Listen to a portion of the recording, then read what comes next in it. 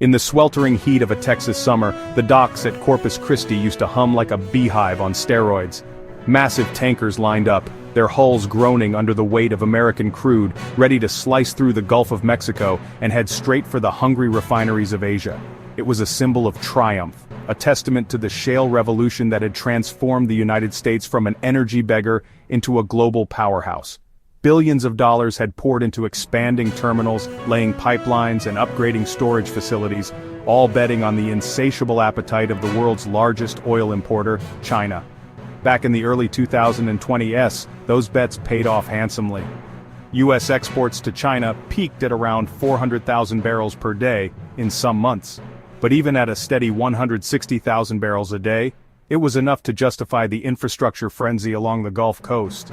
Pipelines snaked from the Permian Basin to the ports, tankers waited like eager taxis, and the economic ripple effects, jobs, investments, regional growth, seemed unstoppable. But by mid-2025, something eerie had settled over those same docks. The cranes stood idle, their shadows long and unmoving in the afternoon sun. Storage tanks, once churning with weekly turnovers, sat half full, their contents growing stale. Pipelines that had pulsed with black gold now trickled at a fraction of capacity, pumping toward destinations that felt more like afterthoughts than grand strategies. The culprit wasn't a natural disaster or a sudden market crash. It was a quiet, calculated vanishing act by Beijing. Without fanfare, without a single fiery speech or diplomatic ultimatum, China had simply erased American oil from its shopping list. Imports ground to a halt in August, with expectations of even lower figures the following month. Down from 160,000 barrels a day to virtually nothing. A modest 10% tariff slapped on in February 2025 was the only visible trigger, but it was enough. No bans, no statements, just silence. The kind of silence that echoes through empty facilities from Houston to Corpus Christi, leaving workers wondering if the boom was just a fleeting dream. This wasn't an accident or a temporary blip. It was a masterclass in strategic rerouting, a pivot that exposed the vulnerabilities in America's self-proclaimed energy dominance. While the man in the Oval Office, Hayden Yuan, wait no, that's a slip, it's the bombastic figure we've come to know as the 47th president, with his signature flair for tariffs and tangents, was still railing about trade wars like it was 2018, the world had moved on. He yelled about leveraging tariffs against Canada over lumber prices, screamed at wind turbines for reasons that baffled experts, and congratulated himself on deals that had long since soured. The rest of the globe? They called it quitting. America, the supposed master salesman of the energy world, had been played at its own game. To understand how we got here, let's rewind a bit. The story of U.S. oil exports to China didn't start in 2025. It was born out of the shale miracle of the 2010s fracking technology unlocked vast reserves in places like Texas and North Dakota, flipping the script on decades of energy dependence. By 2015, Congress lifted the long-standing ban on crude exports, and suddenly America was shipping oil abroad in volumes that rivaled OPEC heavyweights. China, with its booming economy and insatiable thirst for energy, became a prime customer. In 2023, U.S. exports to China averaged around 400,000 barrels per day at times, though it dipped in 2024 to about 217,000 barrels, amid broader import slowdowns. But even at lower levels, it supported billions in infrastructure, expanded terminals in the Gulf Coast, new pipelines feeding into ports, and a fleet of tankers optimized for the long haul across the Pacific. Those investments weren't just about oil, they were about influence. Every barrel shipped to China reinforced the U.S. dollar's role in global energy trade, bolstered American geopolitical leverage, and created a web of economic interdependence that was supposed to keep rivals in check. But interdependence cuts both ways, and when tensions flared, over trade imbalances, technology restrictions, or human rights, China didn't lash out, it adapted. The 10% tariff in February 2025 was subtle, almost polite, but it sent a clear signal. American crude was no longer welcome, even at discounted prices. Orders dried up overnight. Discounted barrels got the cold shoulder. It wasn't sabotage, it was strategy. Beijing had rerouted its future while Washington was distracted by domestic squabbles and outdated rhetoric. The immediate fallout was palpable along the Gulf Coast. Ports built to handle Asia-bound shipments now operated below capacity, their facilities turning into expensive relics. Billions had been sunk into these projects, pipelines like the ones connecting the Permian to export hubs, docks expanded to accommodate supertankers, storage tanks designed for rapid turnover. Now, they pumped to nowhere. U.S. exporters scrambled to redirect flows to Europe, India, and South America. But let's be real, no one replaces China. Not in scale, where Beijing imports over 11 million barrels a day overall, not in price stability, and certainly not in the sheer influence it wields over global markets. And what did China do after ghosting American oil? They didn't pause to reflect or negotiate. They pivoted with the speed and precision of a tech startup launching a new app. Within months, Beijing locked in expanded long-term supply contracts with Russia, Saudi Arabia, the United Arab Emirates, and Iran. Volumes surged. Russia alone hit record highs, supplying over 2.2 million barrels per day in 2024, up from previous years. Saudi Arabia, despite a dip, remained a key player, while the UAE filled gaps with competitive pricing. These weren't knee-jerk reactions, they were a complete rewiring of China's import ecosystem. Trade lanes shifted, contracts were renegotiated, tanker schedules optimized, refinery specs adjusted, all tailored to Middle Eastern and Russian blends. American crude, it didn't fit anymore. Trying to force it back in would be like jamming a VHS tape into a streaming device. Outdated, incompatible, and ultimately futile. But the real game changer wasn't just the suppliers, it was the currency. By July 2025, most of these new deals were inked not in US dollars, but in yuan, China's own currency. This shift might sound like arcane financial jargon, but it's a dagger aimed at the heart of American power. For decades, the petrodollar system has been the bedrock of US dominance. Born in the 1970s from deals with Saudi Arabia, it ensured that oil trades worldwide were denominated in dollars, forcing countries to hold greenbacks, buy US treasuries, and keep the American economy humming.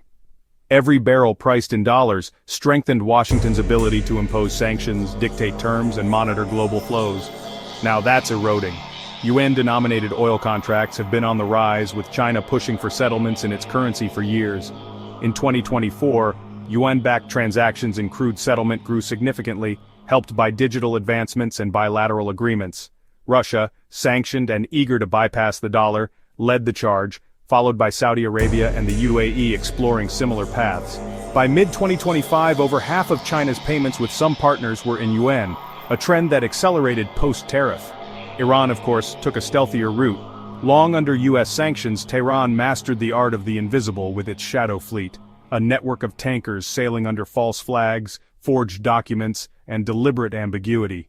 These vessels pushed millions of barrels to China's teapots, the small, independent refiners who prioritize cheap, flexible supplies over paperwork. By 2025, Iranian imports to China skyrocketed to 1.7 million barrels per day, 10 times what the US used to supply, mostly off the books and dollar-free.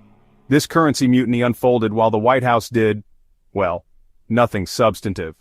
The president dismissed the yuan as funny money at rallies, but the world saw it as the new default.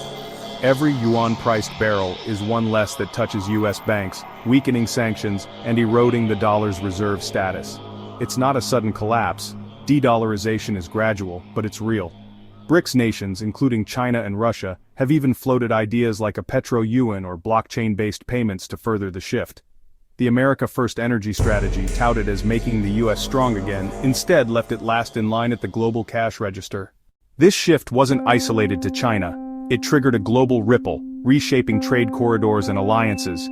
Take Mexico and Canada, our closest neighbors, sharing borders and histories intertwined with the US. By mid-2025, they were deep into building the Northern Corridor, a $120 billion logistics route designed to bypass American ports entirely. This ambitious project redirects over $120 billion in annual trade through Pacific and Atlantic channels controlled by Ottawa and Mexico City, keeping supply chains flowing without touching Uncle Sam's backyard. It's not paranoia, it's pragmatism. With US tariffs threatening to renegotiate everything from lumber to autos, allies are linking arms and sidestepping the instability. You don't need a GPS to see the map redrawn. The US, once the gravitational center, now the obstacle to tiptoe around. India joined the fray in July 2025, signing expanded contracts with Russia for discounted crude, settled in yuan, and reviving Soviet-era routes to avoid choke points like the Strait of Hormuz. Southeast Asia followed suit, with Malaysia and Thailand tweaking frameworks for flexible, non-dollar payments. Even Europe, still buying American oil, used the competition to extract concessions, lower prices, waived insurances, extended terms. This isn't chaos, it's restructuring. Global pricing, diplomacy, and shipping lanes are being redrawn, and America isn't the artist. Meanwhile, China bolstered its defenses. By mid-2025, Beijing's strategic petroleum reserves swelled to cover over 3 months of imports, exceeding International Energy Agency recommendations. In Washington, debates rage over refilling our own reserves, with the president more focused on blame than action.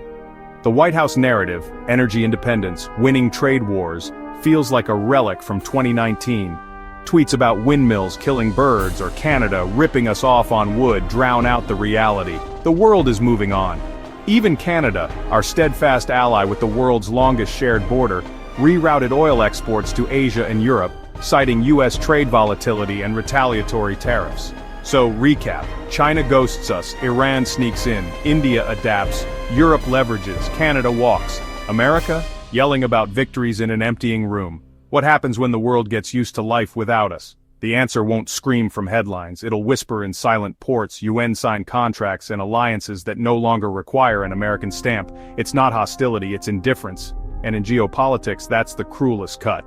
As a commentator who's watched American politics evolve over 2 decades, from the optimism of the shale boom to the hubris of trade wars, this moment feels pivotal.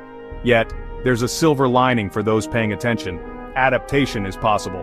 Rebuilding trust means consistent policy, not megaphone diplomacy, investing in green energy transitions, diversifying exports beyond oil, and engaging allies without threats. But that requires leadership willing to listen, not just shout. The silence from Beijing isn't just about oil, it's a wake-up call. Will Washington answer, or keep monologuing to an empty audience? The world isn't waiting, it's already building new houses with locks we can't pick. And in that new architecture, America's doorway might just read optional.